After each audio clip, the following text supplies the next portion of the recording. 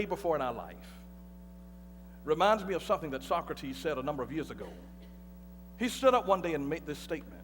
He said, "Fellow citizens, why do you turn and scrape every stone to gather wealth and take so little care of your children, to whom one day you must relinquish it all?"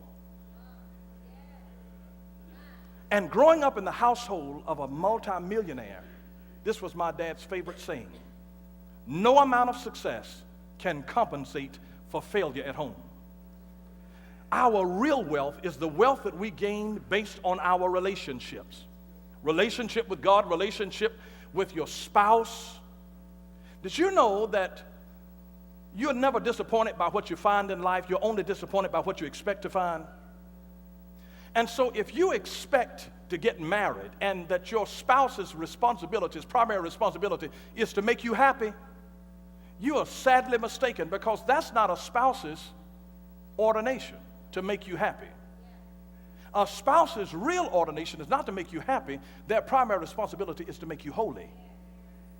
And out of true holiness comes your happiness.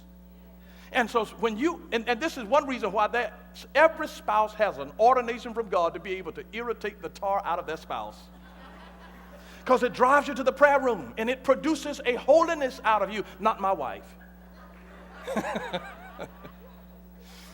And so it is because of their shortcomings, it's because of their idiosyncrasies that it actually produces a holiness to us, because it drives us to the bleeding side of Calvary. It takes us into the throne room, to where out of our holiness, where we become pleasing to God because we become like Him, really flows our happiness, and that brings into us the stability of the real joy that I believe that we're always supposed to have in life. And so it's an interesting ordeal, because too many times we make our primary emphasis in life trying to make heaven our home when we ought to be trying to make our homes heavenly.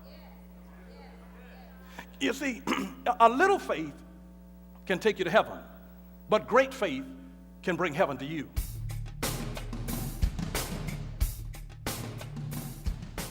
Some people don't give Jesus a chance to be Himself.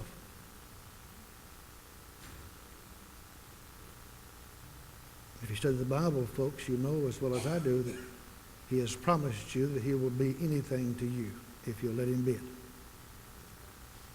If you have a wife that passes away, if you have a mother that passes away, if you have a sister that passes away and hurts you very much and leave you lonely, the Lord said, I'll be a brother to you. I'll be a father to you. I'll be a mother to you. There's nothing that He will not do for you if you'll turn your face toward Him and worship Him and don't get involved in the lower, beggarly elements of the world. And don't step over in the world of loneliness. And because you've loved a loved one for so long, it's hard not to do that for a little while.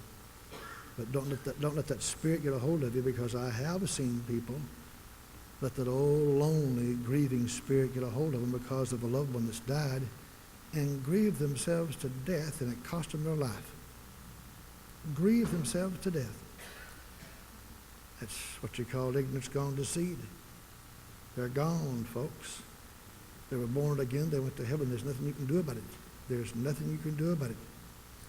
And you might as well live your life full of joy and peace. Because Jesus said, and if you'll worship Him in your room,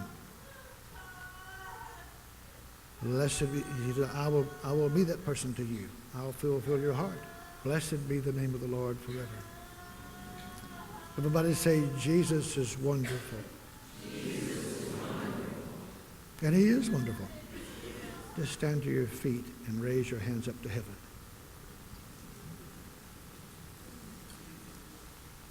Everybody say, Heavenly Father, cover me with your miracle power to take care of my situation. Whatever it may be,